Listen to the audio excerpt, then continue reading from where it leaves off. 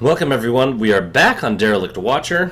Apparently we can play more than one map, or the map more than once in the same set. We are here in game number 3, the MSL Season 2 Gold Division Grand Finals. It's a mouthful, but it's also pretty exciting. We have in the bottom left-hand corner of the map the now changing sides of the scoreboard, and the different color, Zerg player Doublthreat. He's now pretty in pink, and that's fine because his opponent is now a purple Protoss, and that is Jordasniper. So last game, Jordasniper did some crazy aggression. He decided to do a little bit awkward time for a. It was a two-gate proxy zealot rush, and it was just out of range of scouting overlords and the things. And we turned into kind of a crazy base race situation. The ending thing, I think it was 1 food to 8 food is kind of where we ended up. It was an exciting game. Doesn't look like we're going to see anything like that, but we are going to see an in-base gateway and a pylon. That could mean a couple things. Also want to point out that Doublthreat has not tried to retaliate with that cheese with any other cheese. And we're just going to see a 14 hatch, or 15 pool. Sorry, that's not a hatch. It's a pool. It says it right on the label. What is he doing? He's getting gas early. This means this could get a little bit exciting. I think I might be smelling a 4-gate. I'm always a fan of the 4-gate. It's very exciting. Really common old school tactic. They've been made weaker through patches on purpose because at one point in time, if you were Protoss, that's all you had to do was 4-gate and you won. The things they did to improve it, or to weaken it slightly, was they made Warp Gate research take 60 seconds longer. It's like what they did to Stim, because two racks Stim rushes, or Stim timings, were quite powerful. So they made it take just a little longer to research. That's one way they balanced the game. The other thing they did, yeah, this totally looks like one. If he places another geyser here at 21 to 23, I think he's going to be going for a 4-gate. But we shall see. The late scout, the no scout out of Doublthreat. This could prove to be his undoing, as they're pretty easy to hold if you know it's coming. But that's only if you know they're coming. It's okay, maybe it's not. We're not seeing that extra gas geyser. We also, this could get interesting. The other thing they did to make 4 gates a little bit easy. Okay, so it's just going to be a little bit later. I don't know if he's practiced this build quite as much, but that's fine. It's not that hard to pull off. 4-gate should hit right around 6.5 minutes.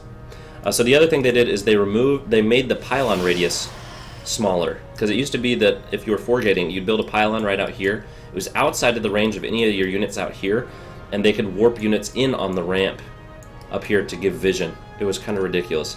So they'd warp in a zealot or 2, and then they'd get all their stalkers and stuff. So they removed the range from 7 down to 6.5, and that's actually what they did, and made it so you can't warp in on this surface right here. That's it. Now the game's working out again. Really weird looking Zerglings. They look kind of like those, I can't remember. I used to be really into dinosaurs when I was a child, and now I can't remember for the life of me which one that one looks like. It was the one that had the big fin on its back. It was very large. It was used for warming its body. I remember learning that in kindergarten, telling all my friends. Okay, so we're going to go for an expand. This is crazy. It looks like we're going to see a lot of lings out of Doublthreat, though. He's almost supply blocked. That's something important to note, that if he doesn't have lots of overlords coming out, it might not mean that there's a huge swell of units coming out, but there could be a decent number. The problem here is that this Nexus is super exposed, and so is everything else. There's only 1 zealot. Wow. 13, okay, 2 zealots and a stalker. And that's going to be against 17 zerglings. That might not go very well. In production, these gateways, he's supply blocked. So he can't actually build anything. So for the moment, Doublthreat is going to be rising in supply very quickly. Here we go. A fleet of speedlings. Speed is finished. He's got it done. 2 gas geyser, or just 1 gas geyser actually, and there's no Roachhorn on the way. 12 more lings. He's committed to this attack, and I think it's going to be super successful. The base is finished up. There's no way to... Oh, is that another... That is another pylon. Okay, good job there. He needs to make sure not to go out. He just needs to sack that. There's nothing he can do there. He needs to save that energy. He does not have enough for a photon overcharge. So See, look at those zealots going to town. Just get those other zealots right in behind. Once those go in, this is going to be really hard to hold. And they're in! They're in. They're going to get this around. The mothership core needs to throw down photon overcharge. It'll have the energy here in literally just a second. It needs to do that. The zealots here are getting so overwhelmed.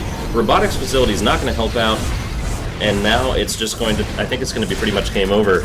Okay, good job. Mineral walking right into one area, keeping those drones alive, or those probes alive.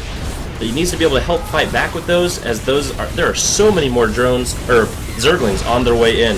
The photon overcharge is doing lots of damage. It looks like this might be getting cleaned up, but we have another, wow, 34 lings on the map, a whole bunch of more coming, and there's no more energy on this mothership core, and I think he might actually, oh man, he might clean up this initial wave, but it doesn't matter, as everything came back in. He was not able to re-wall that off. There's no cannons behind that, nothing there, and I think that Jordasniper is going to go down in game number 2. The photon overcharge should be expiring here in a moment. Yeah, there it goes. It is all expired. The mothership core is of no further use, really. It sounds like it's doing lots of damage, but it's not. Look at this. 8 damage. It's basically just sneezing at people. It's a little bit better than the tickle beam that the sentry has. So, wow, really aggressive game out of Doublthreat. You know what? I think my opponent's not ready for this, and so he just went for it. I feel like also in the previous games, Jordasniper, I feel like you would have been more prepared for it, as you generally had this wall off pretty well done, and then you threw down this. The pylons here were the weaker buildings, and you had enough space for 2 zealots instead of 1. And I feel like if you built your first pylon and gateway, pylon here, gateway, and then cybercore, and then a zealot, you would have held that longer. Also, your supply blocked. Think of what would have happened if you had, you know, a few more zealots here at the front and able to keep this as a wall, or a few more stalkers behind it that could have been shooting at all that. You know, stuff like that. But I think in terms of the actual when the attack happened, I think you handled it pretty well. Mineral walking to get all those workers condensed down into one thing so the Zerglings couldn't kill them. It was just unfortunate that there was too many for the Nexus to handle, although it did get 21 kills, which is amazing. So, good job. Exciting game. Now we're, Doublthreat is back at 2-1. This is the best of 7. Let's see if he can close out 2 more games and finish this series and be crowned the Season 2 MSL Gold Division Grand Champion. We'll find that out.